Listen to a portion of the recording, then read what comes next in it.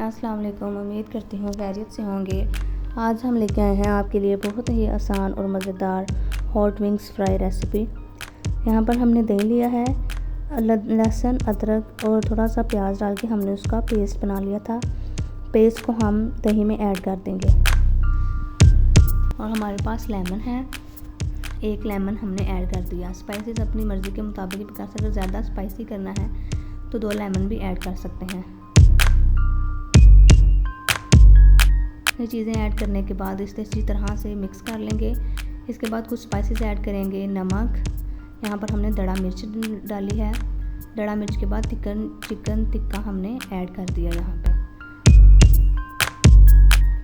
اچھی طرح سے مکس کر کے اس کا پیسٹ بنا لیا، اور جو ہمارے پاس ونگز تھے اس کو ایک ایک کر کے اچھی طرح سے اندر تک مسالہ ایڈ کریں گے تاکہ جب فرائی ہوں تو کھانے میں بہت ہی مزہ آئے۔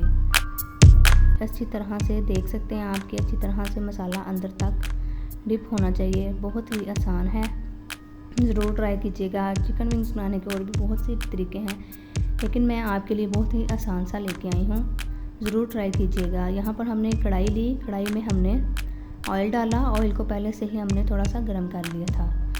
پھر اس میں ہم ہاٹ ونگز ایڈ کریں گے۔